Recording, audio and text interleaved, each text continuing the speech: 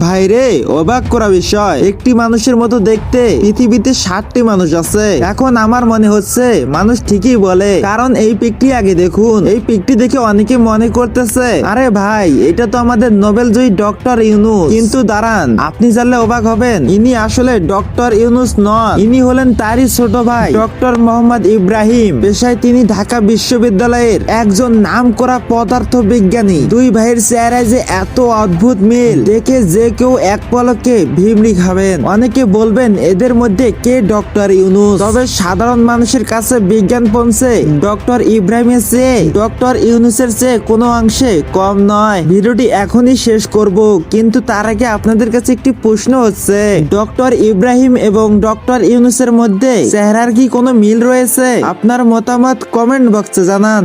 ভাইরে, অবাক করা বিষয়, একটি মানুষের মতো দেখতে পৃথিবীতে 60টি মানুষ আছে। এখন আমার মনে হচ্ছে মানুষ ঠিকই বলে, কারণ এই পিকটি আগে দেখুন। এই পিকটি দেখে অনেকে মনে করতেছে, আরে ভাই, এটা তো আমাদের নোবেল জয়ী ডক্টর ইউনূস। কিন্তু দাঁড়ান, আপনি জানলে অবাক হবেন, ইনি আসলে ডক্টর ইউনূস নন। ইনি হলেন তারই ছোট ভাই ডক্টর মোহাম্মদ ইব্রাহিম। পেশায় তিনি ঢাকা বিশ্ববিদ্যালয়ের একজন নামকরা পদার্থ বিজ্ঞানী। দুই ভাইয়ের চেহারায় যে এত অদ্ভুত মিল, দেখে যে কেউ এক পলকে ভিমড়ি খাবেন। অনেকে বলবেন এদের মধ্যে কে ডক্টর ইউনূস, তবে সাধারণ মানুষের কাছে বিজ্ঞান পৌঁছে ডক্টর ইব্রাহিমের চেয়ে ডক্টর ইউনূসের চেয়ে কোনো অংশে কম নয়। ভিডিওটি এখনই শেষ করব, কিন্তু তার আগে আপনাদের কাছে একটি প্রশ্ন হচ্ছে, ডক্টর ইব্রাহিম এবং ডক্টর ইউনূসের মধ্যে চেহারার কি কোনো মিল রয়েছে? আপনার মতামত কমেন্ট বক্সে জানান।